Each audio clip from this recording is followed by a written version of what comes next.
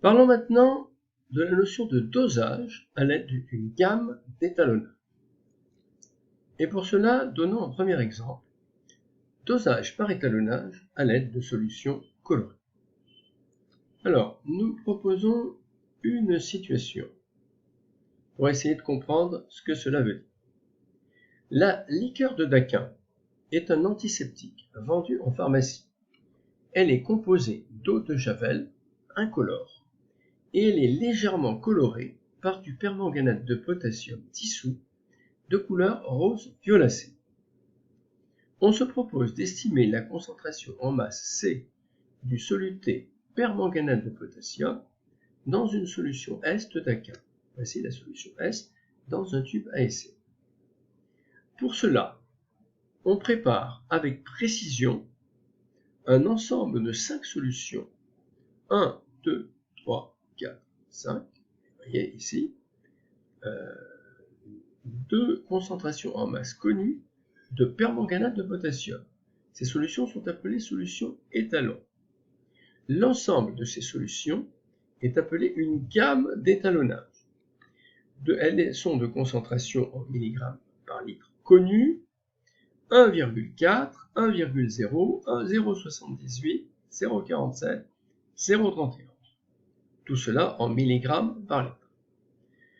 Première question. Quelles sont les concentrations des solutions 1 et 5, 1 ici et 5, de la gamme d'étalonnage justifiée brièvement?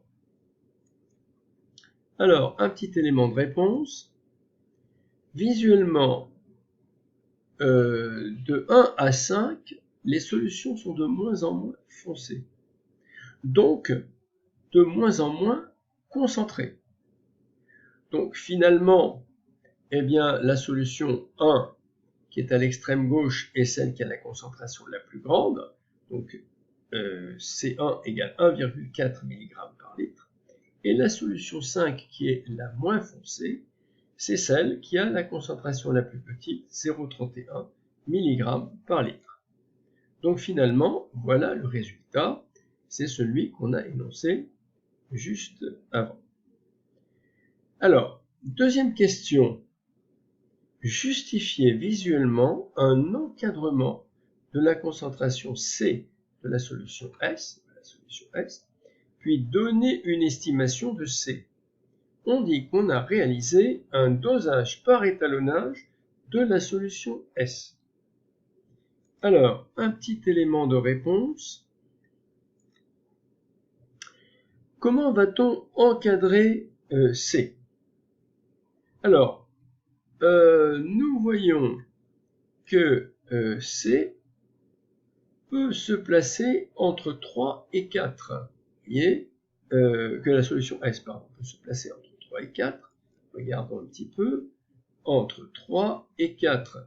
En effet, vous voyez que la teinte de la solution S est plus foncée que la teinte de la solution 3 et moins foncée que la teinte de la solution 4. C'est la raison pour laquelle on peut placer S entre 3 et 4. On va en déduire un encadrement de la concentration C de la solution S. Cet encadrement est le suivant, ça veut dire que ici C de S est supérieur à C de 4 la solution S est plus foncée que la solution 4 et que C de S est inférieur à C de 3 puisque la solution S est moins foncée que la solution 3. Alors pour en déduire maintenant une estimation, on ne sait pas exactement où c'est entre C3 et C4. Alors on va faire la moyenne tout simplement. Estimation de C, logiquement on fait la moyenne de C3 et C4. On va donc écrire, on va donc écrire C de S égale C de 3 plus C4 divisé par 2. On fait l'application numérique, donc C3 c'est 0,78 mg par litre, C4 c'est 0,47 mg par litre, on additionne, on divise par 2. Il ne faut pas oublier de mettre les unités. Alors, tout calcul fait, on va trouver 0,625 mg par litre à la calculatrice. Seulement, il faut faire attention aux chiffres significatifs qu'on va garder. Alors ici, il s'agit d'une addition. Donc, on va appliquer la règle des décimales. Autrement dit, comme il y a 2 décimales dans pour la première valeur et 2 décimales pour la deuxième, au final, on ne gardera que 2 décimales ici. Alors, pour garder 2 décimales, on va couper là. Et comme le chiffre après le 2 est supérieur ou égal à 5, c'est 5, donc, eh bien, on va arrondir par excès, c'est-à-dire on changera 2 en 2 plus 1, et on trouvera 0,63 mg par litre. Donc, on rappelle que c'est en appliquant la règle des décimales qu'on a trouvé ce résultat. Alors, un deuxième exemple de dosage par étalonnage à l'aide de solutions sucrées. Présentons une autre situation, qui est une situation de TP, que l'on a fait en classe.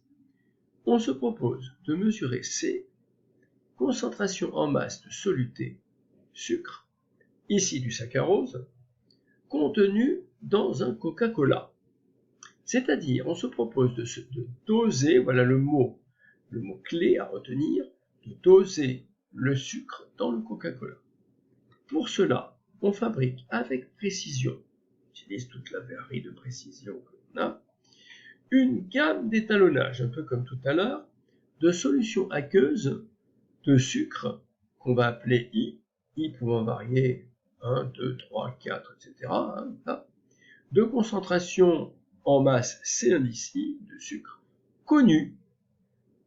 Ce sont des solutions étalons donc. Et pour chaque solution I fabriquée, on mesure sa masse volumique ρ indice I. On trace alors le nuage de points ρI égale F de CI. Alors regardons ce graphe, l'allure de ce graphe, c'est une manipulation vécue, c'est des élèves qui ont réalisé ça en groupe. Et voici donc les points que l'on obtient. On obtient un nuage de points. Puis on mesure la masse volumique ρCoca du Coca-Cola à contrôler. Une fois qu'on a tracé la courbe d'étalonnage, on va mesurer la masse volumique du Coca. Alors, première question, quelle est la courbe susceptible de représenter ou de modéliser des variations de ρI en fonction de CI? Et, c'est un nuage de points, c'est pas une courbe. Il faut trouver la courbe qui épouse au mieux le nuage de points. On dira modéliser. C'est un mot très important. Alors, tracez cette courbe appelée courbe d'étalonnage. Alors, élément de réponse. Les points sont quasiment alignés. Donc, nécessairement, on va essayer de tracer une courbe, une droite, qui passe au mieux par l'ensemble de ces points. Traçons là. La courbe attendue est une droite, on va la tracer. La voilà. Ici, on la trace. Deuxième question. On mesure la masse volumique ρCoca du Coca-Cola et on trouve ρCoca-Cola égale 1037 grammes litre moins 1. Déterminez alors graphiquement la concentration CI en masse de sucre dans le Coca. C'est-à-dire qu'on veut contrôler le Coca-Cola. Contrôler l'étiquette du Coca-Cola. Alors, réponse à la question, comment va-t-on faire? On dispose de la masse volumique du Coca qu'on a mesurée, 1037 grammes par litre. On essaye de trouver, de localiser 1037 ici, c'est entre 1030 et 1040, à peu près ici, voilà. Hop. Et là, je mets une flèche pour indiquer qu'il s'agit de 1037 grammes par litre. Qu'est-ce qu'on va faire à partir de là? Eh bien, on va tracer la droite passant par ce fameux point, qui représente 1037 grammes par litre, parallèle à l'axe des abscisses, qui va couper la droite d'étalonnage, c'est ce qu'on appelle droite d'étalonnage, en un certain temps. Par ce point d'intersection, on va tracer la parallèle à l'axe des ordonnées qui va couper l'axe des abscisses en un certain point dont on va lire à l'abscisse. Et ici, eh bien, cette abscisse, c'est 100 grammes par litre. C'est ça la réponse. Ça veut dire que finalement, grâce à la courbe d'étalonnage, on a déterminé une estimation de la concentration en sucre dans le Coca-Cola. La réponse est par lecture graphique et on trouve C égale 100 grammes par litre. Ça, il faut savoir le faire. Que faut-il retenir de tout cela? Nous avons vu deux exemples de dosage par étalonnage avec des solutions colorées et avec des solutions sucrées. Donc, réaliser un dosage par étalonnage, c'est déterminer avec précision la concentration en masse C d'un soluté dans une solution à l'aide d'une gamme d'étalonnage. Qu'est-ce que c'est? C'est-à-dire à l'aide de solutions SI de ce soluté, de concentrations connues, c'est indice I, appelées solutions étalonnées. Voilà, donc la leçon est terminée et récapitulons un peu ce qui a été fait.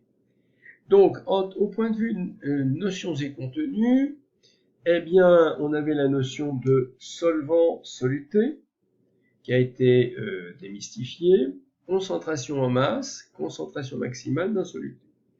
Et au point de vue savoir-faire, c'est-à-dire capacité exigible, savoir identifier le soluté et le solvant à partir de la concentration, de la composition, ou du mode opératoire de préparation d'une solution. Ça, on en a donné un exemple. On a donné des exemples. Distinguer la masse volumique d'un échantillon et la concentration en masse d'un soluté au sein d'une solution. Déterminer la valeur de la concentration en masse d'un soluté à partir du mode opératoire d'une solution par dissolution ou par dilution. Donc ça, on l'a fait précédemment. En italique, ce sont les activités expérimentales. Mesurer des masses pour étudier la variabilité du volume mesuré par une pièce de verrerie. On l'a fait pour les prouvettes graduées et la fiole jaugée. Choisir et utiliser la verrerie adaptée pour préparer une solution par dissolution ou par dilution. Cela a été fait en TP. Deuxième partie de la leçon, dosage par étalonnage. Donc, déterminer la valeur d'une concentration en masse et d'une concentration maximale à partir de résultats expérimentaux. Enfin, ici, une troisième activité expérimentale qui a été faite, déterminer la valeur d'une concentration en masse à l'aide d'une gamme d'étalonnage. C'est-à-dire ici une échelle de teinte, c'est-à-dire un ensemble de solutions colorées de concentration connue ou de mesures de masse volumique. Et enfin, la capacité mathématique pour faire des calculs, c'est utiliser une grandeur quotient pour déterminer le numérateur ou le dénominateur. Voilà, la leçon est terminée.